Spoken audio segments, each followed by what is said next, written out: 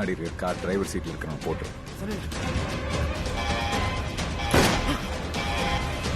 நீ ஒரு கோழன்னு மறுபடியும் நிரூபிச்சிட்ட. நான் எப்பயாச்சும் அந்த பெரிய வீர சூர புண்ணாக்குன்னு சொல்லி கொஞ்சம் பின்னாடி திரும்பி பாரு.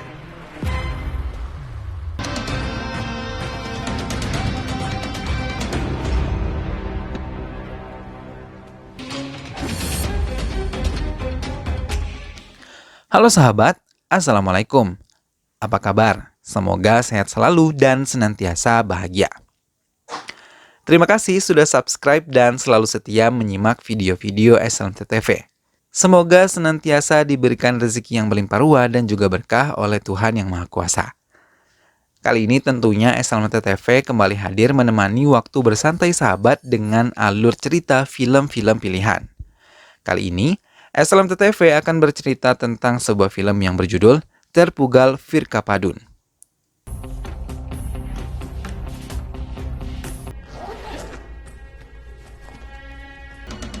உங்க 5 பேர்ல ஒரு டேய் மேட்டர் ரூட் மாறுதுடா. நான் பொறுமாக என்ன பேசுறான் பாத்தீங்களாடா? ஓடுறா அவன பெருமாளே.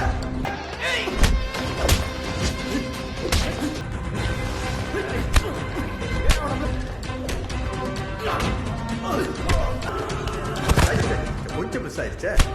Baiklah, tanpa perlu berlama lagi, langsung saja kita simak. Ini dia alur ceritanya.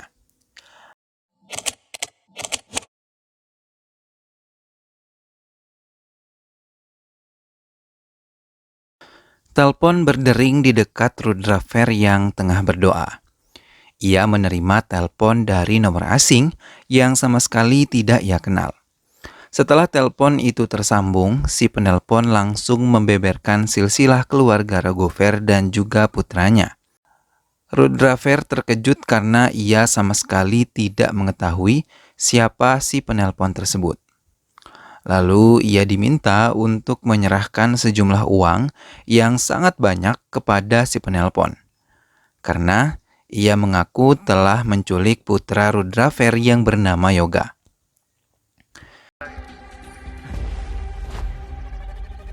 Rudra Fair langsung meninggalkan kamarnya, melangkah menanyakan kepada istrinya yang mengatakan kalau Yoga belum kembali sejak semalam merayakan pesta ulang tahunnya bersama teman-temannya.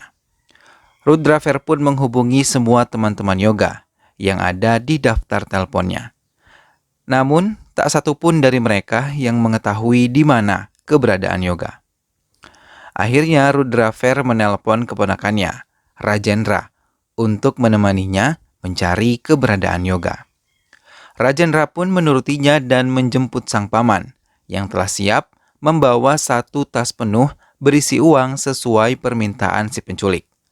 Kembali si penculik menelpon Rudra Fair dan memberi waktu mereka kembali 45 menit untuk ke pemakaman Patrick. Punishment உங்களை தேடி வரும். Rudra Fair kali ini tiba di pemakaman Patrick lebih cepat dari waktu yang ditentukan oleh si penculik. Penculik mengatakan mereka harus menemukan Arokiadas. Mereka mengira nama tersebut adalah nama seorang warga di daerah pemakaman. Namun, setelah mereka berkeliling pemakaman, mereka baru menyadari kalau nama tersebut adalah nama yang ada di salah satu makam yang ada di sana. Mereka pun terkejut. Di atas makam tersebut mereka menemukan sebuah kotak kecil. Setelah membukanya, mereka menemukan sebuah handphone milik Yoga. Rajendra yang meminta bantuan kepada polisi diketahui oleh para penculik. Hingga si penculik meminta mereka untuk meninggalkan pemakaman tersebut dan pergi ke tol ECR. Dr. Naran Kumar merupakan otak dari penculikan Yoga, menghentikan sebuah bajai dan meminta mengantarkannya ke tol ECR, tempat di mana ia berjanji akan bertemu dengan Rudra Fair. Di tengah perjalanan, ia teringat putrinya Barati yang sangat ia cintai. Ia selalu menghabiskan waktu bersama putrinya, yang merupakan mahasiswi kedokteran mengikuti jejaknya. Setelah Barati tidak memiliki seorang ibu, Dr. Naranlah yang merangkap sebagai ayah sekaligus ibu bagi putrinya tersebut. Dr. Naran juga masih menempuh kuliahnya untuk memantapkan ilmunya di bidang bedah. Barati dengan malu mengatakan kalau ia menyukai salah satu teman kuliahnya yang bernama Kishore. Dengan senang hati, Dr. Naran melihat kebahagiaan di mata putrinya, yang sudah mulai beranjak dewasa dan sudah mulai mencintai pria lain selain dirinya. Tanpa mereka duga, Kishore mengajak kedua orang tuanya serta adik perempuannya mengunjungi rumah Dr. Naran.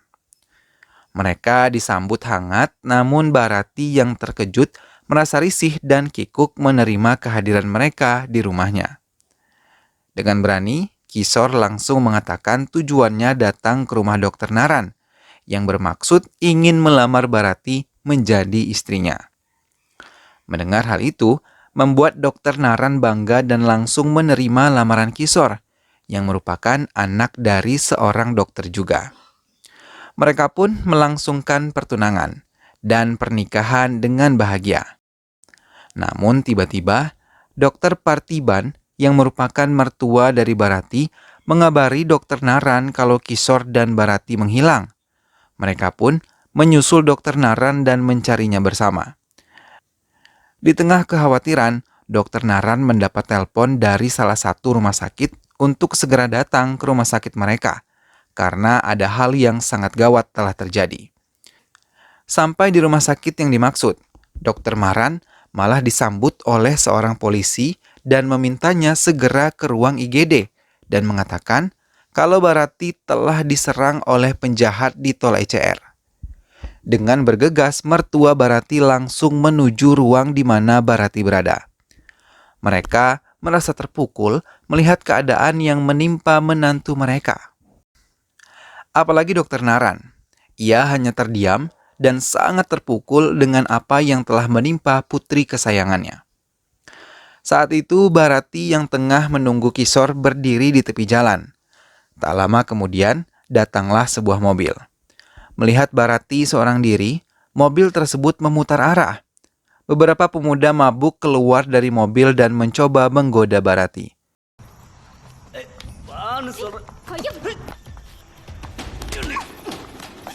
Tapi tak berapa lama Kishore datang dan langsung memberi mereka pelajaran, hingga mereka tersungkur lemah.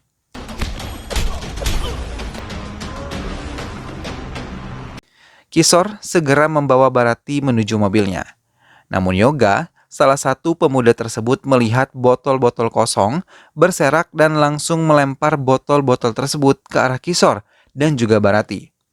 Botol-botol tersebut tepat mengenai kepala Barati dan juga Kishore, hingga mereka jatuh dan mengalami luka di dahi mereka.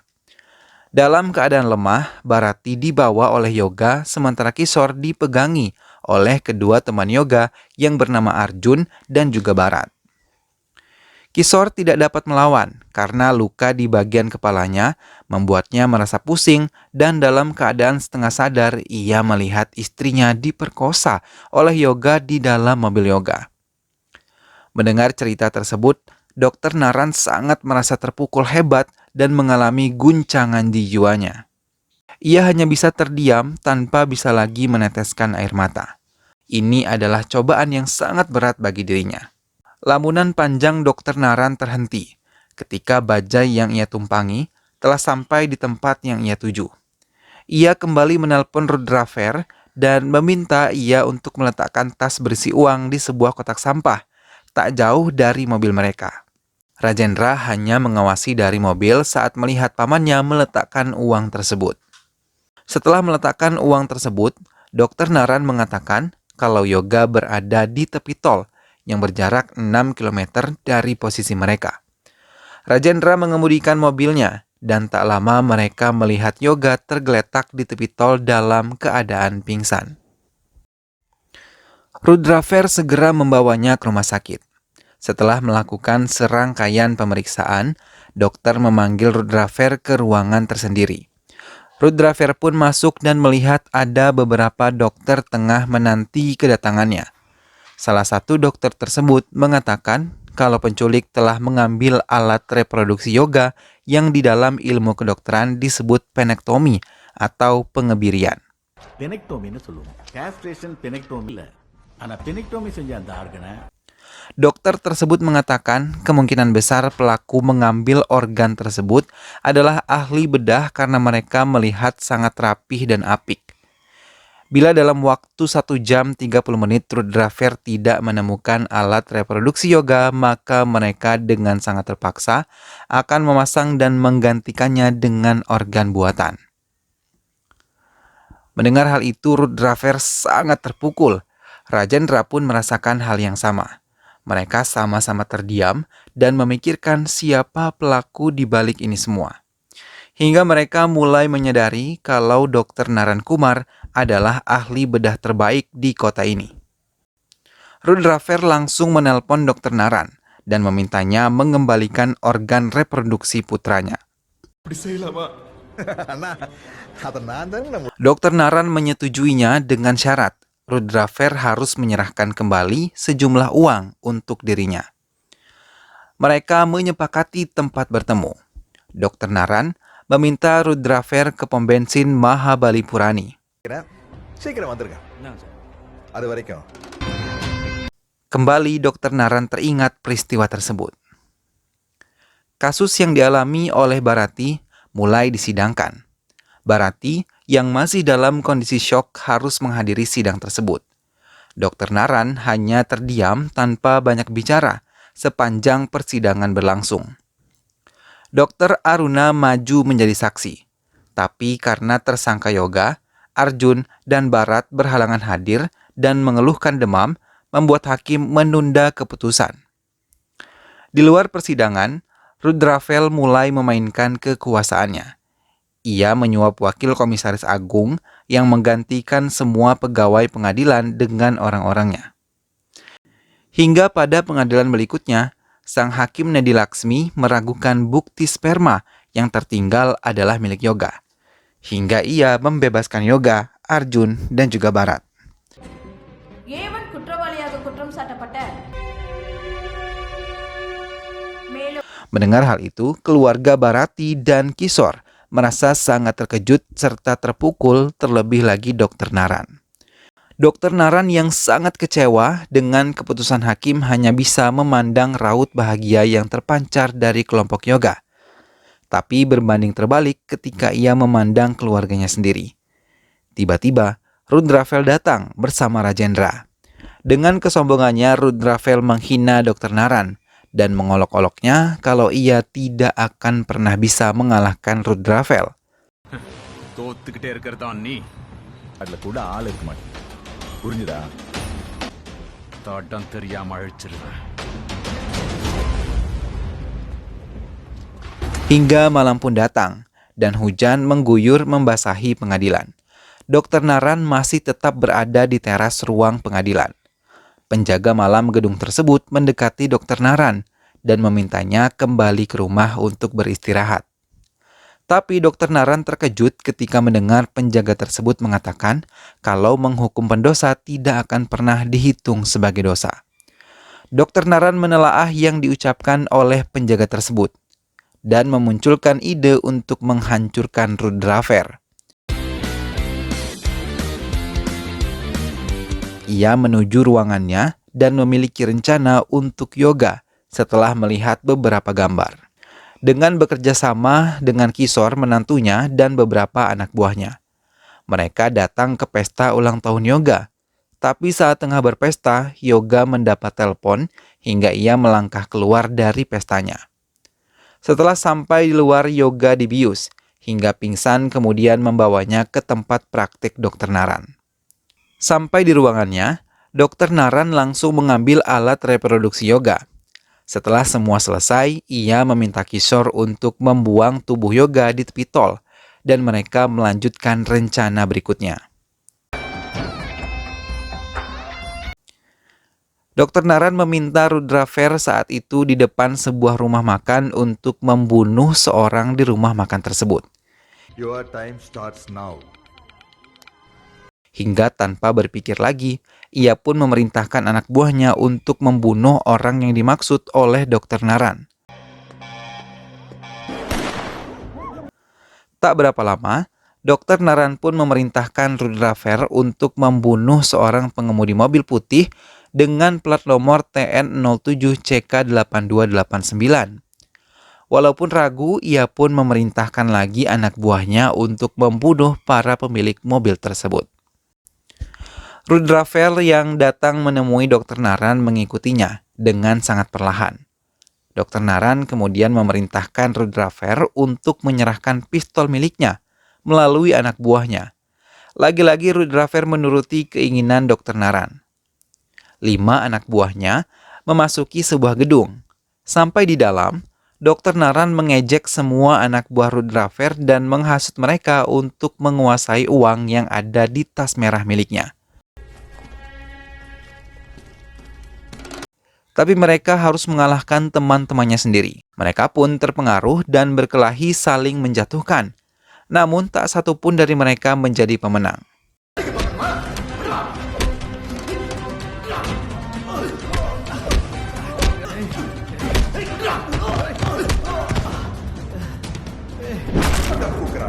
Dokter menelpon Rudraver untuk segera membawa alat reproduksi milik Yoga dengan waktu yang tersisa hanya 20 menit lagi. Rudraver pun melangkah masuk dan menemui Dr. Naran yang tengah duduk dengan tenangnya. Rajendra yang tidak dapat menguasai emosinya langsung menghajar Dr. Naran dengan bertubi-tubi. Tapi Dr. Naran hanya tertawa terbahak-bahak mengejek kebodohan mereka.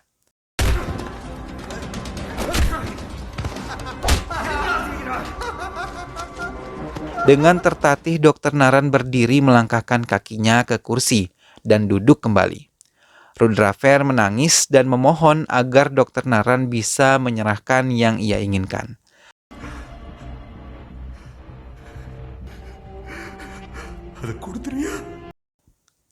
Dr. Naran juga meminta Rudraver untuk membunuh Rajendra. Dengan cepat, Rudraver langsung membuang 2 peluru ke tubuh Rajendra hingga ia tewas. Rudraver terus menangis hingga ia tak sadarkan diri. Setelah sadar, ia terkejut melihat tangannya telah terikat. Ia melihat Dr. Naran tengah mendorong sebuah koper dan bersiap untuk pergi.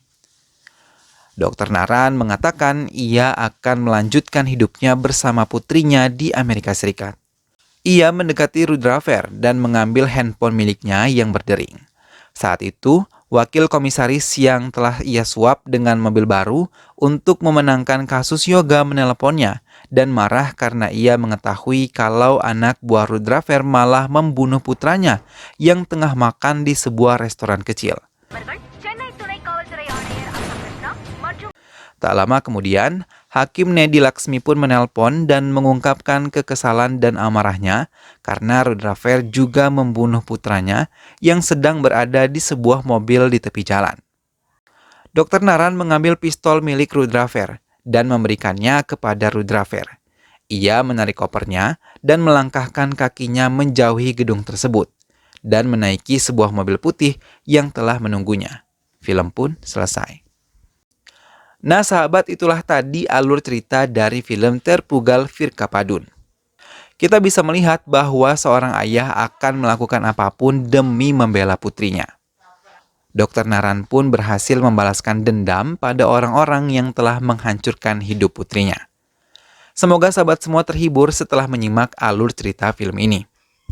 Terus saksikan alur cerita film yang lain hanya di SLMT TV. Dukung terus SLMT TV dengan cara klik like, komen, share, dan juga subscribe. Sampai berjumpa lagi di video selanjutnya. Terima kasih sudah menyimak video ini sampai akhir. Sampai ketemu lagi, sehat selalu sahabat, dan wassalamualaikum.